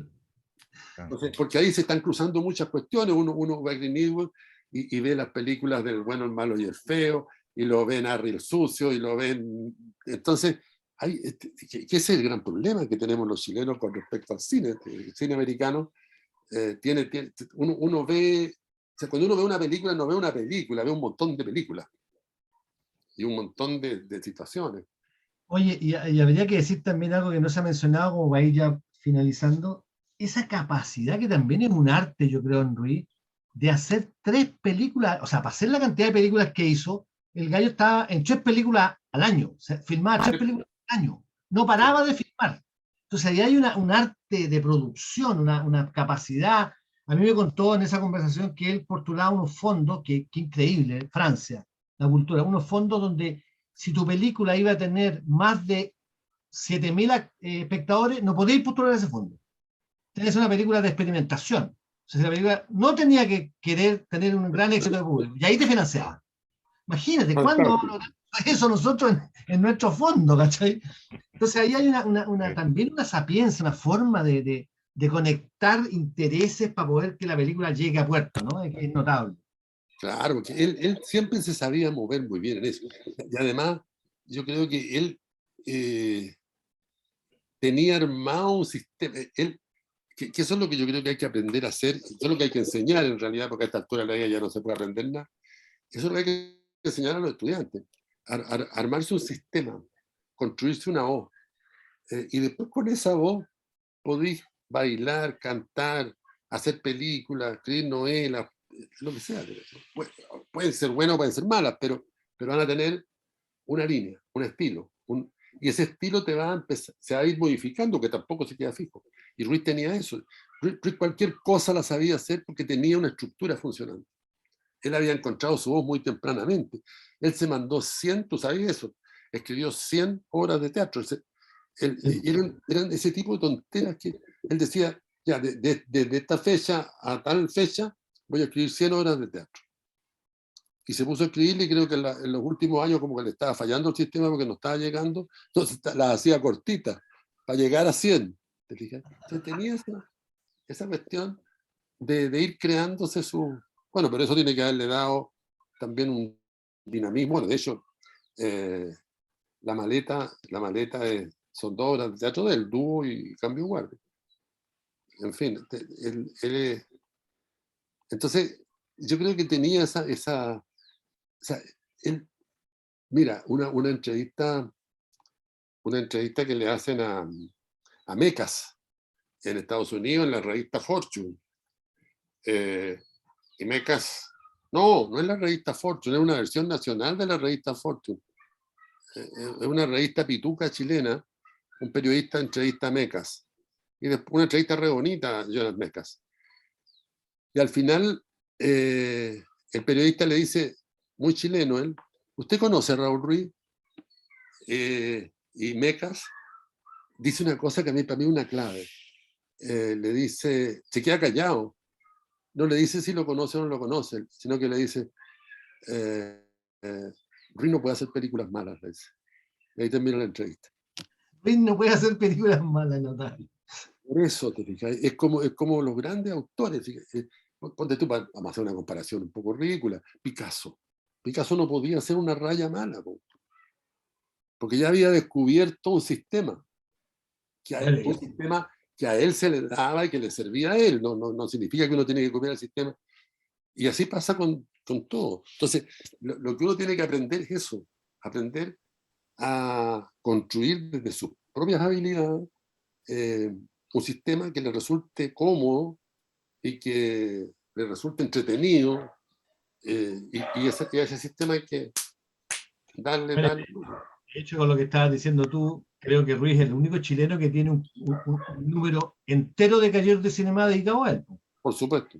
Claro. El único que dice, no, creo que exista otro, ¿no? No, creo que pocos directores que a él le haya dedicado un número entero. Y eso que está en la mitad de su carrera. ¿Alguien más quiere preguntar algo? Yo quiero decir algo cortito. Ahí Sergio Arevalo quiere preguntar, que no ha preguntado. Dale, Sergio, tenía el audio cortado. Bueno, como siempre, muchas gracias por la invitación y el programa súper interesante, digamos, el encuentro. Yo quería hacer una pregunta bien concreta, porque, bueno, he visto varias películas de Ruiz y me han gustado por muchas de las cosas que ustedes dicen, y entonces entusiasmado con eso me compré el libro de Poéticas del Cine y la verdad es que lo encuentro tremendamente complejo. O sea, me ha costado mucho avanzar, ¿ya? Me he tenido que leer otros libros entre medio y ahí lo tengo y lo quiero terminar, pero me ha sido muy complejo de entender y de poder, no sé, o sea, lo que he sentido es que he disfrutado las películas, pero no he disfrutado su escritura, digamos. ¿Ah? Entonces, la pregunta súper concreta es si me pueden recomendar algún libro sobre Ruiz que sea, digamos, más simple, más de entender que lo que escribe Ruiz de Ruiz. Sí, hay mucha literatura sobre Ruiz. Mira, Sergio Navarro, que murió hace muy poquito, escribió varios libros sobre Ruiz. No me acuerdo exactamente los nombres, pero hay uno que se llama La naturaleza tiende a esconderse, no me acuerdo. Pero si buscas Sergio Navarro, Raúl Ruiz lo vas a encontrar. Perfecto. Este también, ¿Cuál? La idea de pueblo en la encrucijada del cine latinoamericano, pero esto no es Ruiz. Otra sobre el cine chileno de Ruiz. Hay otro libro muy bueno que Exote, pero este yo creo que es más complicado, porque este es de un filósofo, es del Willy Taller. Pero mira, no son complicados, ¿eh? Son aparentemente complicados. Si tú te pones con calma a seguir, vas a pillarle la pista. No, sí, lo que pasa es que lo encuentro muy erudito. O sea, que tiene, claro, menciona muchos autores y muchas cosas claro. que realmente es como pero es que no importa, no le siga, libro infinito, digamos. Aquí no, tenía no le, otro. Aquí no le tenía otro. siga no te metas con los autores que él cita, porque él cita mucho, lo dice él también, porque dice, si no cito me van a decir que me estoy apropiando de frases de otros gallos, que no son mías, por eso lo cita. Claro, pero cita autores, pintores, claro, matemáticos. Claro, pero yo creo que hay capítulos y capítulos, ¿eh? Hay capítulos que se leen muy, muy bien. Simplecito, Carlos, ¿ah? El cine de Raúl Ruiz, bueno, ese también es interesante, Valeria porque Ríos. son varios autores. Ok. Entonces son ensayos, y el primer ensayo de ese libro, que es el de Waldo Roja, es excelente. Perfecto. Es el primer ensayo de ese libro. Ha iniciado, está muy bueno este libro. Es muy bueno. Oye, Excelente. este libro, que se llama Exote, me recuerda una cosa que tal vez les puedo dejar enunciar, porque Exote, el concepto de Exote, Ruiz hizo una película que se llama Exote, y Ruiz dice que él es un exote. ¿Qué es lo que es un exote? Él toma de un autor francés que no me acuerdo el nombre ahora, el concepto. El exote es un personaje que de tanto moverse y de viajar, el mundo propio de él le resulta exótico. O sea, el exote es aquel personaje que todo le resulta exótico. O sea, un niño de 7 años que andan mirando todo porque todo es exótico, es como si uno fuera a China. Bueno, no sé si ir a China ya resulta exótico porque me diga que China debe ser muy parecido, pero no sé a qué país. Pero entonces el exote es eso. Entonces cuando hablábamos de la mirada poética del mundo, eso es un exote. Entonces Ruiz dice que él se siente un exote. Todo le resulta asombroso, todo le resulta interesante. Mi nieta, que tiene 3 años, descubrió mirándome por detrás que era pelado. Y fue una sorpresa. Claro, se rió. No tiene pelo, es pelado. Claro. Y para ella debe haber sido un asombro tremendo. Sí, absoluto.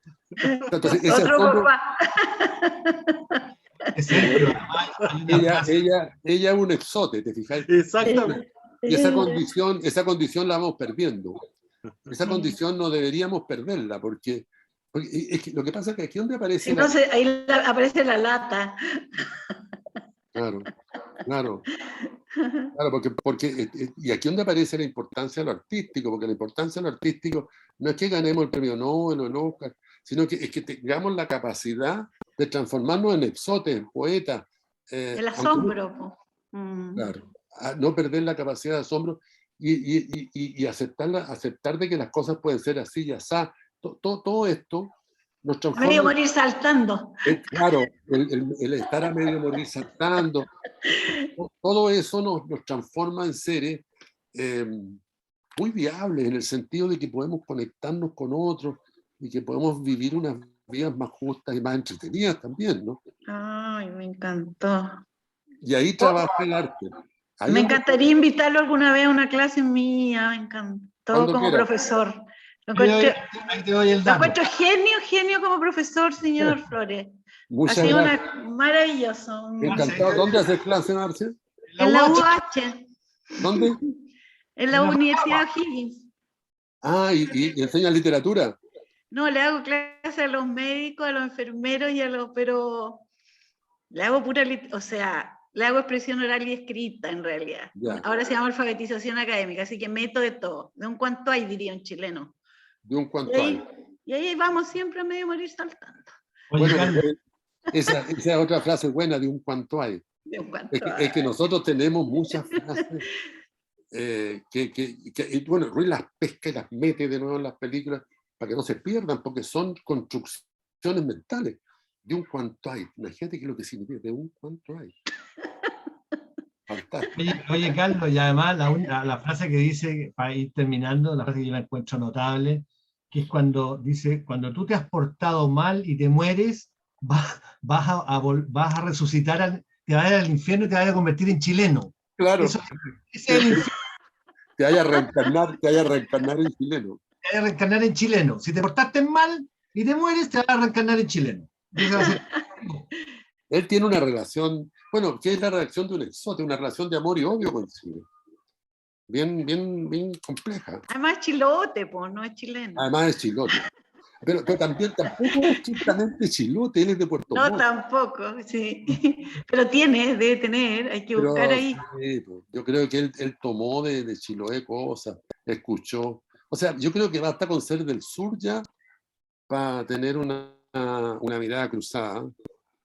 No, pero tiene una cosa bien chilote. De hecho, una cosa me llama la atención, pero yo también nací en Puerto Montt y viví en Chiloé. Entonces, cuando dije, oh, tiene de chilote, tiene mucho de chilote. Y hay una cosa que yo les quería decir que me llamó, que me gustó mucho, que él dijo, porque lo entendí, que él dijo que la cámara a veces en sus películas entraba en una conversación como alguien que llega atrasado y no sabe mucho de lo que están hablando. Ah, Y a veces inclusive se va. Entonces la cámara llega y es como en la mitad de una conversación.